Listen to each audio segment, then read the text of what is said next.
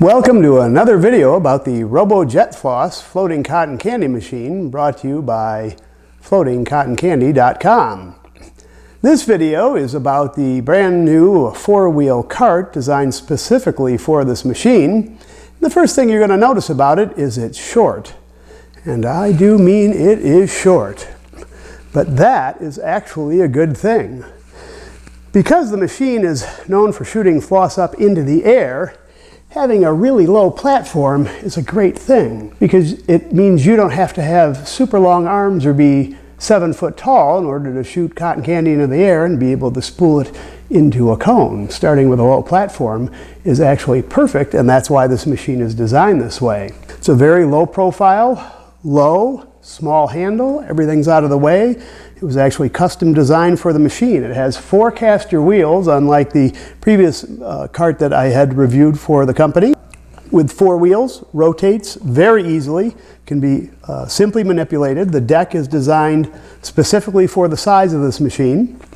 If you look at the carriage underneath, the deck area here is perfect for carrying floss and straws, cones, or sticks, depending on whether you like to use plastic, paper, or wood. It comes with additional accessories, a cup holder. The cup is not included, but this allows you, and no, it's not actually a drink holder. This allows you to have water at the ready so that you can keep your sticks or straws soaking. Remember, if you're not familiar with the RoboJet Floss, the floss shoots in the air, you need to catch it on the stick. A moist stick is step number 1. That makes that first bit of floss really grab hold, as the sugar gets very sticky when it meets a wet surface. So this allows you to have water and sticks all ready to go. If you're familiar with the machine, you know that when you turn it on and off, you like to have the snow catcher on top of the floss head, so that loose flecks, or what we call snow, don't float into the air and, if you're indoors, make a mess. And even if you're outdoors, people don't really like that on their face and their hair. So there's a custom little tool here that allows you to hook that on and have easy access to it while you're working with the machine. The handle is exceptionally secure, which allows you to either push or pull the machine, and because all 4 wheels are freely rotating casters on 360-degree spindles, it's the most maneuverable cart I've ever seen, and all 4 can be independentely locked or released. So the versatility of this is amazing, and you may not be able to see it on the video, but these are heavy-duty casters. These are the kind of things you'd see on carts made to carry 1,000 pounds. So carrying a 36-pound cotton candy machine, this is over-engineering in a very good way.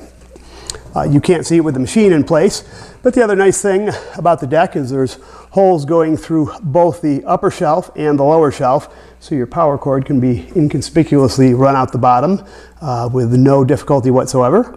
This platform, if you want to measure it at home and compare it to what you're using right now, is 18 inches.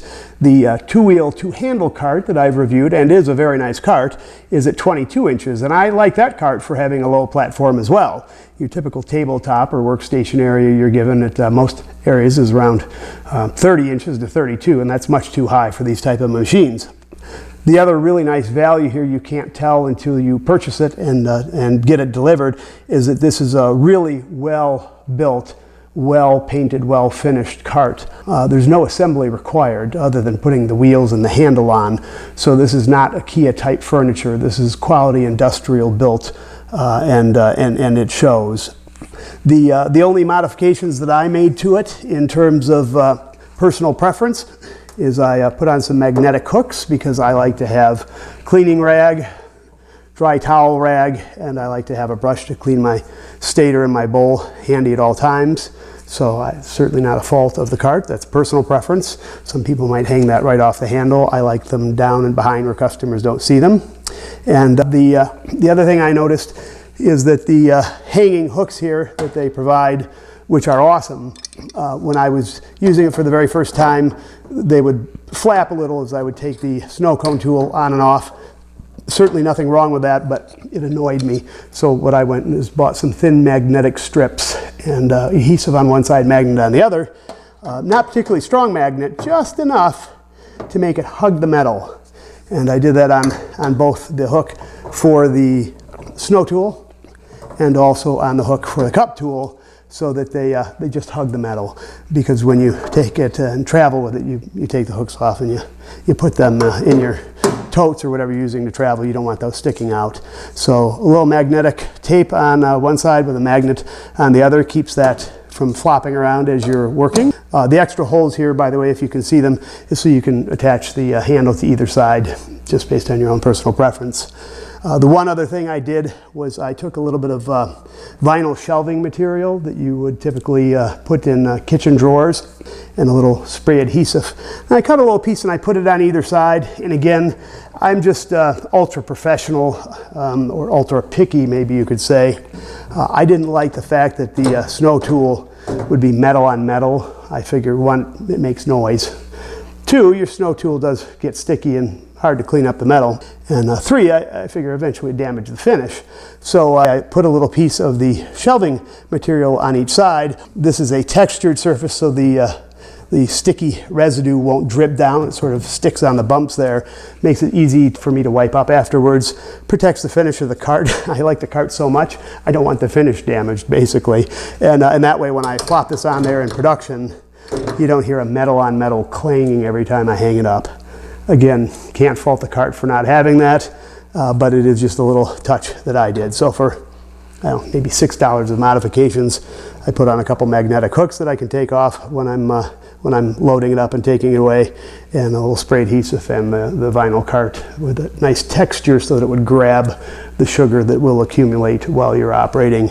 And that's just to, again, clean up sound, keep from damage to the paint, and the textured version rather than smooth, so the sugar would stick there, not drip down the side of the cabinet, which may not happen depending on the environment you're in, but in a humid environment, you probably know that sugar can get sticky and be a problem.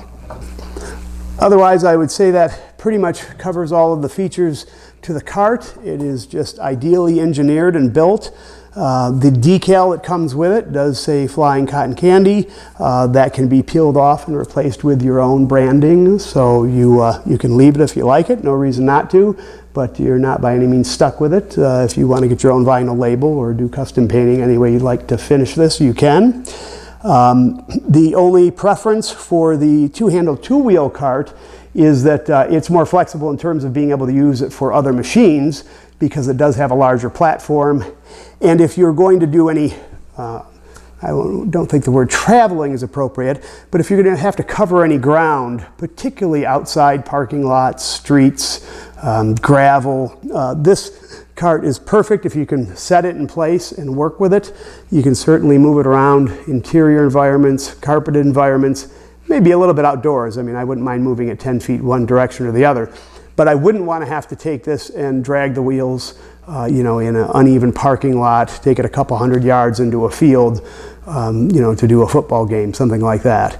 So it's a little more refined for those purposes, but where you can drop it in place, where you're going to actually be conducting your business, then it's perfect. But if I'm going to have to travel, move from street corner to street corner, cover any terrain, work out in the middle of the field, I do own the two-handle cart, and I would still prefer it for that kind of rough environment. And if you were going to want to use it for other machines, because this one is so perfectly designed for the RoboJet Floss, you may very well have difficulty using it with anything else. But the other thing I will say is it just looks so darn good.